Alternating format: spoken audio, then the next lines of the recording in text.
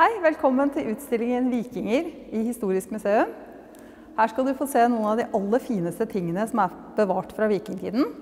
Det er gjenstander fra 800-, 900- og 1000-tallet som er funnet i Norge.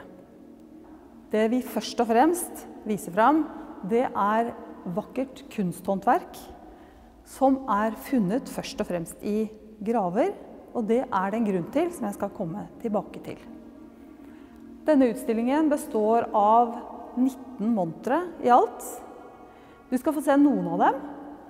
Resten kan du komme tilbake til Historisk museum og se senere. Vi skal begynne med det første monteret her borte. Det første vi skal se på, det er en sølvskatt, og det er ikke tilfeldig. Sølv var viktig som betalingsmiddel særlig i vikingtiden. Og det vi ser her, det er ikke norske sølvmynter. Vi ser mynter med arabiske tegn på, og vi ser sølvringer som var brukt som armringer. Og så ser vi stykker av sølv som er klippet opp, rester av smykkeproduksjon, andre ting. Og alt dette her kunne man bruke til å betale med. Noen ganger så ble nok en del av disse sølvmyntene utenfra også smeltet ned og laget om til sånne armringer, som man kunne bære med seg som en slags bankboks. Men likevel så er det ikke bare sølv vi har bevart fra vikingtiden. Vi har også noen helt fantastiske gullskatter. Og en av disse er den som vi har her. Det er Norges aller største gullskatt fra vikingtiden, med over 2,5 kilo gull. Og det er en mengde forskjellige ting her, fra alle deler av vikingenes verden, samlet i en skatt, funnet på Hon i Buskerud. Og her har vi både noen kjempesvære ringer, halsringer, litt blingaktige, og så har vi arabiske mynter som er gjort om til gullsmykker. Og så har vi massevis av nydelige perler. Og disse perlene de kommer fra hele vikingenes verden, den verden vikingene kjente, fra Nord-Afrika og til de britiske øyer. Vakre perler i mange forskjellige farger. Og del av denne skatten fra Hon er også en helt spesielt spenne. Og det er denne store treflikede spennen her. Den har en gang sittet på et sverdbelte, og den er spesiell av flere grunner. Antagelig så var en sånn gjenstand som dette her knyttet til det karolingiske hoffet. Den er laget for å være i bruk ved Karl den Stores eller en av hans etterfølgeres hoff, og var en viktig statusmarkør. På et eller annet tidspunkt så har denne spenna kommet hit til Norge og blitt omformet til et smykke ved at det er satt en nål på baksiden. Helt spesiell. Så er det også noen antikviteter som var antikviteter selv i vikingtiden i dette funnet her. Og en av disse er noe som vi kan kalle et gemme. Og her er en gravert smykkestein satt inn i en ramme av gull og brukt som smykke i vikingtiden, men er altså egentlig i utgangspunktet laget i Romerriket.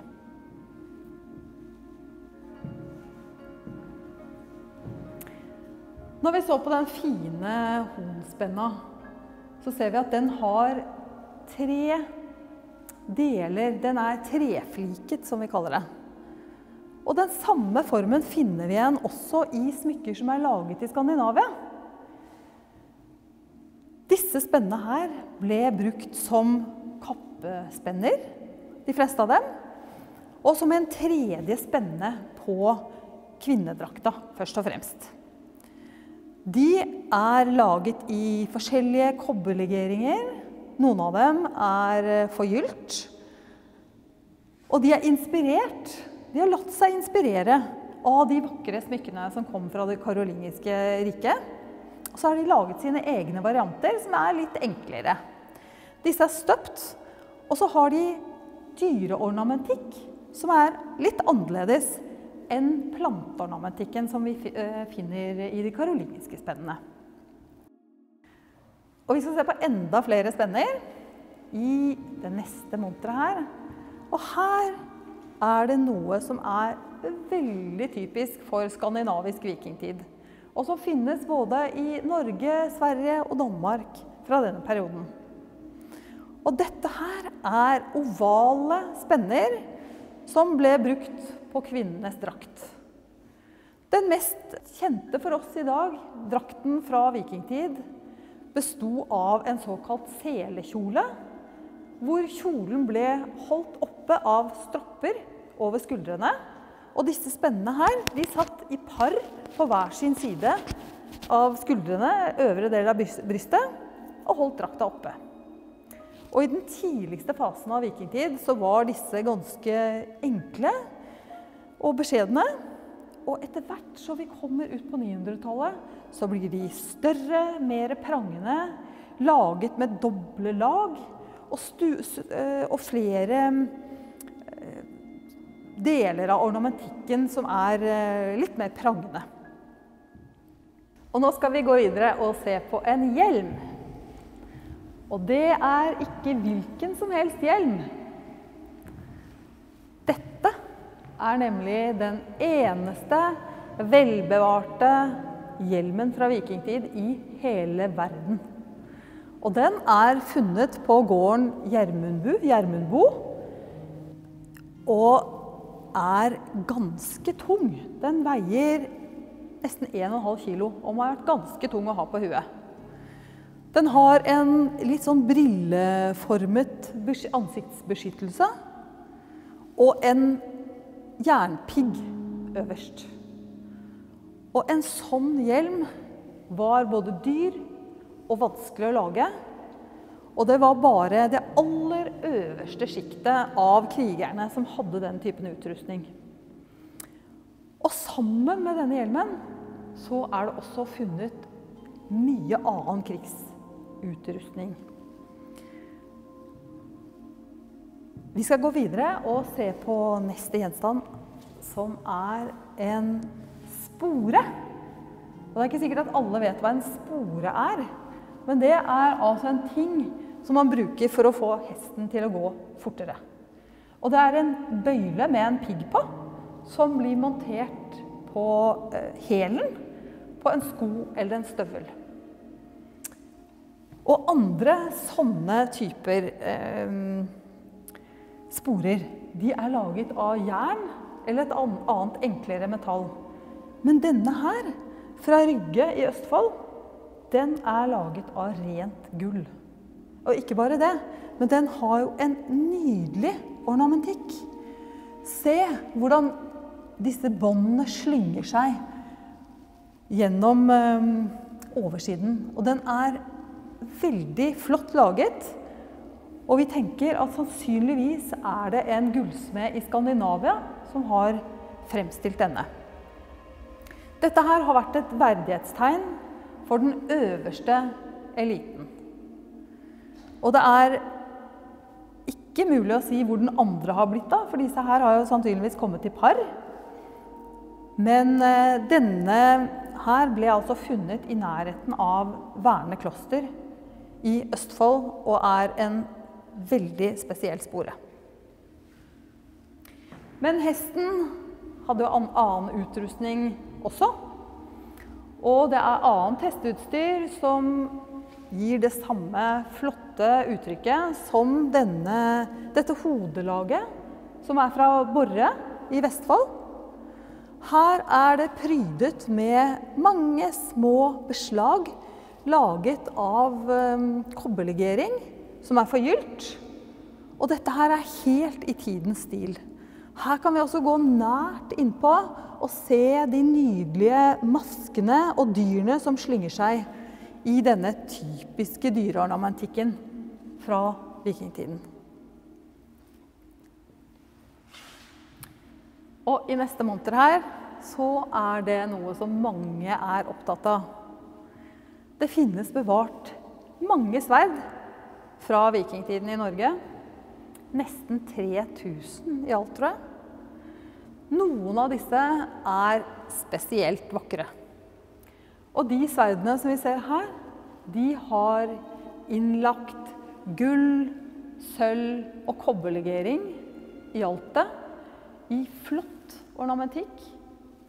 Og noen av dem har altså også inskripsjoner på bladet. Sånn som den i midten her, der står det Ulfbert. Vi vet ikke helt hva det skal bety, men et forslag er at det kanskje er navnet på et verksted i Sør-Tyskland.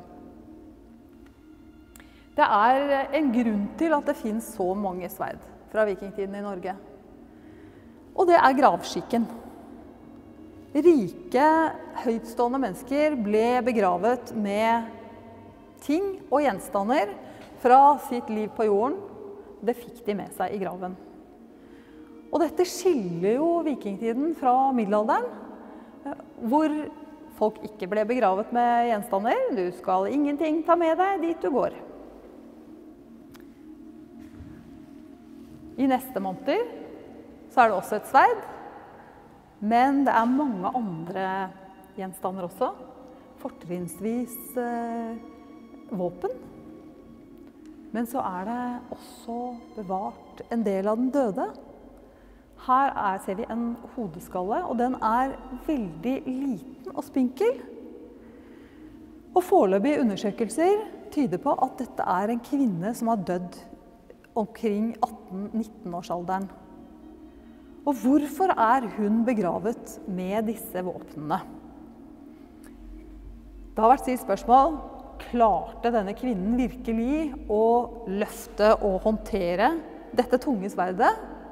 Og hvorfor er det denne blandingen av våpen og i en kvinnebegravelse?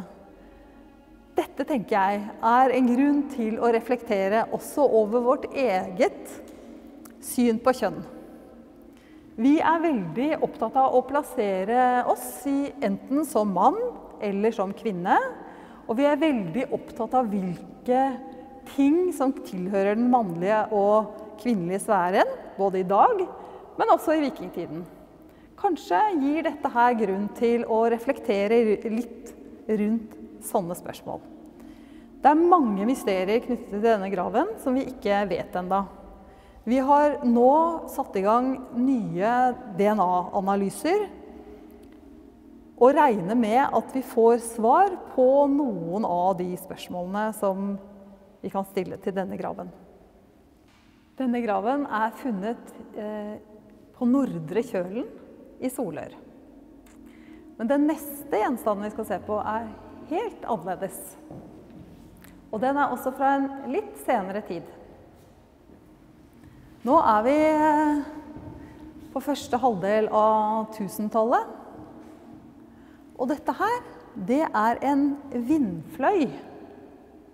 Opprinnelig så ble sånne satt i stevnen på krigsskip. Og det ble fortalt at de skulle blinke i solen, så alle kunne se når en stormann kom seilende. Da vikingtiden var over, og vi kom inn i middelalder, så ble denne typen vindfløyer, de satt på toppen av spirene til stavkirkene. Og det er her denne gjenstanden her befant seg til den kom på museum. Nemlig på Heggen kirke i Buskerud. Og ornamentikken her, den er også ganske spesiell. Her ser vi et dyr med noen lange, bladlignende utvekster. Og denne typen motiver og ornamentikk er typiske for denne perioden. Den siste gjenstanden som vi skal se på, det er ikke et monter, men en stor og høyreist runestein fra Dynna på Hadeland. Og denne her, den vitner om overgangen til en ny tid. Overgangen til kristendommen. Her er det et motiv på framsiden som er ganske kjent for de fleste av oss. Dette er nemlig motiver knyttet til Jesu fødsel. Øverst så ser vi Jesusbarnet med glorie. Vi ser Betlehemstjernen, og vi ser de 3 vise menn, eller hellige 3 konger, som rir av sted på hver sin hest. Nederst her så er motivet snudd den andre veien. Og her ser vi en halvrund sirkel som skal vise et hus. Og inne i huset så sitter Maria og Jesusbarnet og krybben. Denne husformasjonen her, den ligner ganske mye på noe mye eldre. Nemlig husformasjoner som er fremstilt på billedvevene fra Oseberggraven, som er fra 800-tallet. Her ser vi også den samme halvrunde formen, med de oppløpende grenene eller spirene opp fra hustaket. I Oseberggraven så er dette spyd, mens her så har de nesten plantelignende ornamentikk i toppen. Men formspråket er likevel noe av det samme. Men det er også en annen veldig interessant ting på denne steinen. Og det er at på kanten her så er det en lang runeinnskrift. Og den forteller hvorfor steinen ble reist. Den forteller om Gunvor som reiste steinen for datteren sin, Astrid, den hendigste møy på Hadeland. Og hun laget også en bro til ære for datteren sin. Så dette viser overgangen til en ny tid, og er det siste jeg skal vise dere fra denne utstillingen. Tusen takk for at du var med, og velkommen til Historisk museum på et senere tidspunkt.